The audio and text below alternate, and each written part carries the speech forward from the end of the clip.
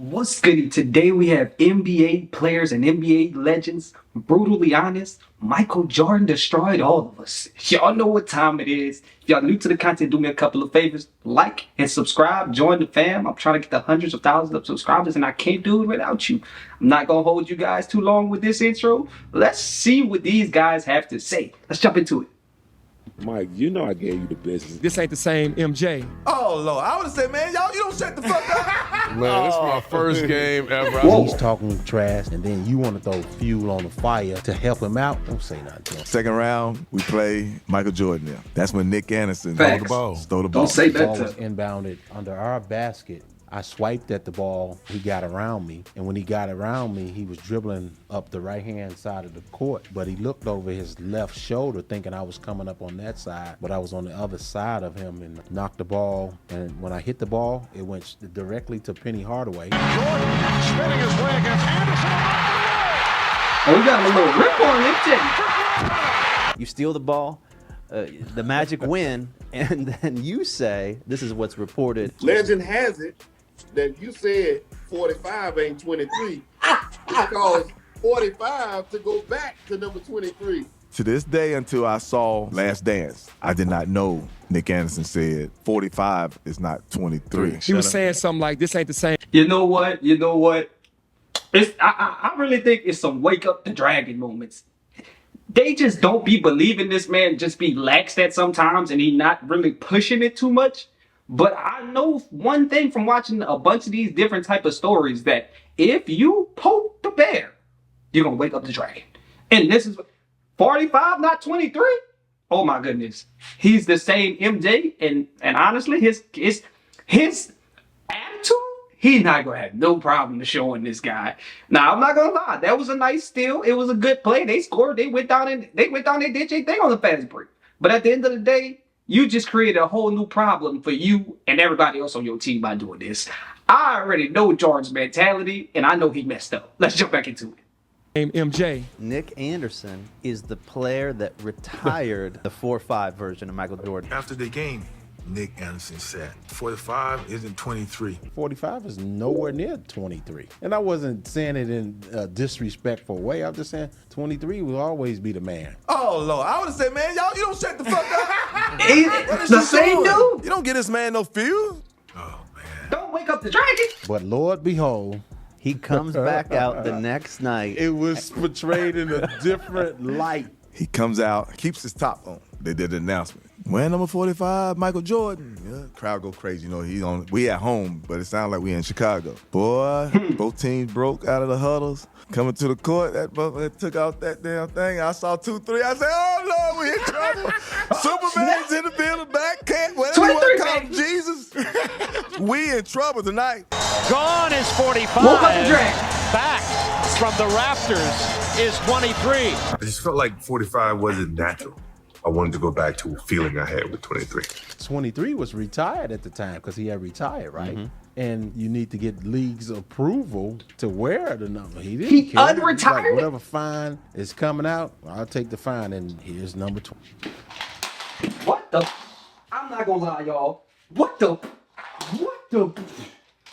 I have never, ever heard, not one time, and let me know if y'all have ever heard of it. Never, ever heard of a number getting unretired. And then not only that, it's his number. You know what I'm saying? You gotta go through a bunch of stuff to get it to unretire. You know how many times somebody asks, can y'all unretire a number so I can wear it? And it was just like, nah, no cap, you can't. That speaks a lot to Jordan's greatness. This man made him unretire 23. I'm back. I don't want 45. It feels better. I feel like more of me with 23. So I need it back. I'm not gonna lie. Let me know what y'all think, but I'll be honest. If it wasn't Jordan, not too many people could have gotten that done. To unretire a number, that speaks to his greatness. And not only that, there was one other thing that the guy was speaking on. The fact that they were not at home when he switched numbers. But when they 45, Michael Jordan, the crowd was crazy like it was a home crowd. Bro, that not too many people get that type of ovation. That speaks to his greatness. But not only that, you don't think after he already had took the crowd and they away. Then he pull out 23. Oh my goodness, we just seen Jesus. Black Jesus just came back. I didn't even know he could come back. We didn't know he could get the number. I mean, that's insane to me. Knowing the process of it, knowing that he had to unretire, this is the first time I heard that story. That would have tripped me out the most. How does he get it back? Who is this dude? That man's on a whole different level. Like, and y'all know what time it is. Jesus is back. 45 might have not been complete Jesus. He was shaking back. But when he put that 23 back on, you know what time it is. Let's get it. 23. What was the chatter at the end of the bench? Oh shit! I don't know. I just know I was excited. I don't know what they were saying. I'm ready to watch this shit. Because I was sitting there like, I ain't got to guard him. Like, y'all got to guard him. I ain't got to guard him. Good luck. I'm about to see some shit. Remember, Not my said, problem. You're doing a good job. He even said something about it when we stepped out on the court. Okay, what'd he say? I got on 23 tonight. So Let it be known. You know you was Let in it be known. trouble. well, I kind of. It's about to be that type of The game. series is gonna be tough. Anytime you got the best player on the planet, it's no question that you're gonna see. You don't lose all that what he had. It's just a Not matter at of all. time he was gonna gain it back. The next year they Knock came off back the and rust. demolished us, make sure we didn't win the game. But did Jordan give you grief? Did he talk junk to you? Not to me, but he told me what he was going to do to Nick Anderson. He's like, I'm coming down, I'll throw it between my legs twice, I'm going to pump fake, and I'm going to shoot a jumper, then I'm going to look at you. That's exactly what he did. I'm gonna let these Yeah. dudes know what it is. Yeah. And he had a great game and they beat us. Hardaway looking for a way around Jordan. Jordan strips him of the ball. The easy opportunity. Scott with the giveaway. Michael Jordan stepping into pass lane. Let down. Look at Jordan. I never forget This man was this. When you killing go him. back and look at the stat sheet, Jordan had 2 free throws at the end of the game. He hit the first one and missed the second one on purpose. And we was like, what the fuck you doing, you know? Somebody said, look at the scoreboard. He left 45 on the scoreboard. You know Jordan petty, you know, motherfucker. He left 45 for last year on the scoreboard. Yo, to sit there and miss the free throw on purpose, just to troll these dudes, leaving 45 up there on, bro. Think about how humiliating that is. Like, okay, not only I switched numbers, I came out, I killed y'all after all that talking y'all did. Then I'm gonna leave y'all a little present. 45. He's retired now. Look at it up there. That's the way you send a subliminal message. This man Jordan sent some real messages when he played, and I ain't gonna lie, he was a good trash talker too. He just had a different way of trash talking than other people. And at the end of the day, is it really trash talk when you can back it up? I don't really think it's trash talk. It's really facts when you can back it up. But at the end of the day, this man was different. Let's jump back into it. The Bulls do it 106 to 101. I still got. Hey, look, man, don't say anything to him. He's talking. Don't trash, say nothing. And then you want to throw fuel on the fire to help him out. Not a good idea. Many guys don't play 48 minutes of hell. Michael Jordan gave you 48 minutes of hell. Now you played with one of the best 48 players minutes of straight ever, torture. Michael Jordan. You got something special about Jordan? Yeah. During your time there in Chicago? It was me, Dennis, and James Edwards, Ron Harper on that team. You know, Ron Harper used to give Michael the numbers. People don't know that. When he was healthy, he was. Harper was a problem. Ron Harper? He was. He used to talk about it in the Laker locker room all the time. He was a problem when he was healthy. Mike, you He know was I pretty gave you good. business. You know, me and Mike played a lot of basketball. We're in a practice. Phil said, tell him to go home, and he didn't know why, and he waited. And he was like, all right, we're playing for minutes, scrimmage for minutes. And MJ came in, nah, you ain't putting me out. And he had on regular tennis shoes. They looked like Vans, but they were Nike. He had his sweats cut and rolled at the bottom. You know, he thought he was fly. He wasn't. But, you know, you don't say nothing to the Messiah. Sound like a little bit of He hate. was like, yeah, put all the Pistons on that team, Wood Harp, and put Randy Brown over there. And Harp was pissed. And we're playing. And all of a sudden, I'm running back, and MJ gets a steal. And he's about to do the right-hand jump. I said, oh, I know exactly what dunk you're going to try. I'm getting this. I don't care. I drop, step, and turn around about to jump. And as I'm about to jump, his midsection is moving past my face. And you know, you try to bring yourself down. He was like, block this, bitch. Boom. And I'm like, I take the ball out, boom, boom. I'm staying in the hotel behind the facility. And I go home, I call my mother. She's like, how is it? I said, Ma, I just saw the greatest player of all time. She said, it took you that long to admit it. It took me this long to admit it. But I just saw him playing tennis shoes, no tape, no knee brace, sweatpants on, t-shirt, and a practice jersey, and thought he was in the finals against us. That's he literally mentality. thought he was reliving the 80s. And I was like, yeah, this dude is on next level. Jordan was an assassin. He did something that I've never had anybody ever do. I think I had 57 in Atlanta, and we had to go back to Chicago a little while later. And he walks into our locker room, suit and tie, and I'm like, what's he doing in our locker room? Dominique was a You beast. know? I'm like, what's going on here, right? I'm thinking he may be going to training room, right? But he walks by me, he walks by Kevin. When he get to one of my teammates, Randy Whitman, he tapped him on the butt. He said, lace him up, it's going to be a long night. And I didn't know what to say. I'm shocked. And he walks Lace him out, up. right? And I said, well, you tell that son of a bitch, Scotty, I'm gonna kick his. I didn't know what to say. I didn't know what to say. You know, I just do, and because I'm in disbelief. You know, Michael Jordan walks into your locker room before the game. Yeah, 60. Disrespectful. Taps walking in your the locker room. teammate and says, lace him up, and then drops 60 on you? Yeah. Oh. Yeah. And I think I Proceeds might to have drop said, sorry, I 60. said, I've never had anybody do that come in our locker room like that. He was playing mind games. Yeah, That was definitely some real We mind won the game. game, but I couldn't get over him walking in. And I asked Guy, I said, he ever done that to any other team? I said, because that had to be well thought out. Killed y'all. Very first He was in game y'all head. playing against Michael Jordan and the Bulls. Oh. And we had a guy named Greg Minor guarding him. And, you know, it was a little dust up. Greg's playing hard. He's playing, you know, of course, you got to play as hard as you can. It's MJ. Right. It's opening night. My mom at home watching, the kids watching, everybody watching. So they got in a little scuffle. MJ's going to the free throw line, and he looks at Greg and he says, I should make you take my shoes off. I look down, I ain't even realize it. I look down and he got the Jordans on. So I said, oh man. Oh that's my first goodness. game. I'll say this. That's crazy. It makes it even crazier because that speaks a lot more to the level he's on. How do you tell somebody that? Like literally, you hit a bucket, they talk trash to you, you look at them like, boy, you got my shoes on. I should make you take my shoes off. Like what?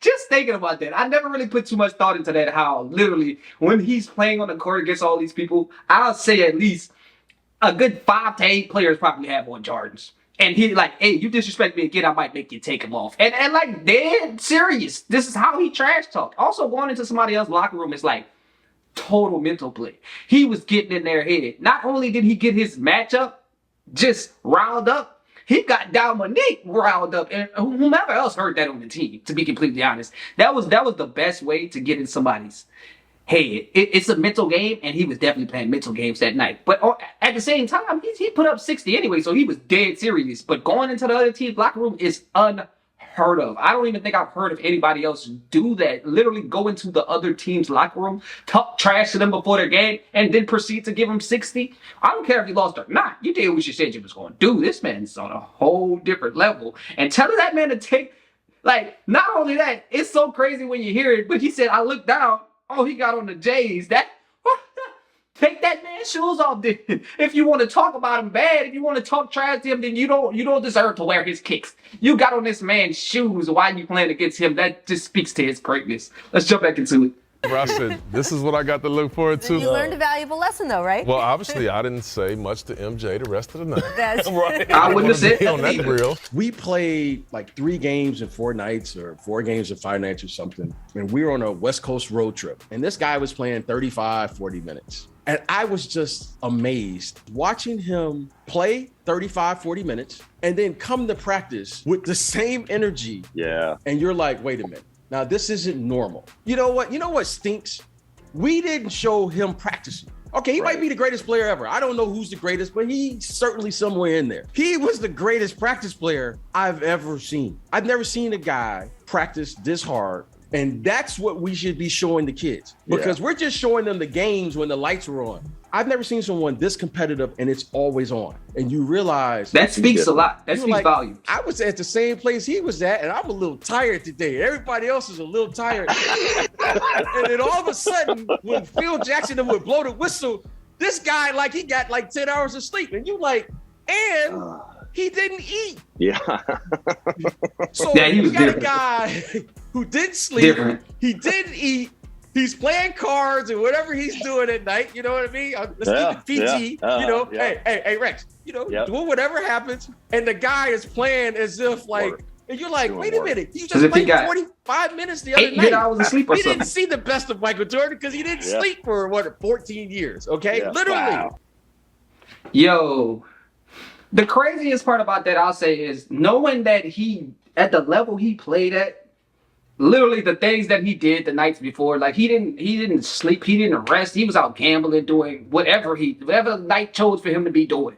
And then not only that, he came to every game and showed up ready. There was no question that he was about to kill. And when they blew the whistle, it don't matter if he didn't get no sleep for 14 years, like that man said. He's still balling out like he slept for 10 hours last night. That got some extra sleep or something. That speaks volumes. And one other thing I wanted to say about the difference in mentality and greatness is the fact that while all these other players trying to rest during practice, he's practicing the same way he plays games. And I'll say that's important. That was a good point he said, that's what you need to show to the younger players. You know why? Because this is how younger players should practice in full game speed.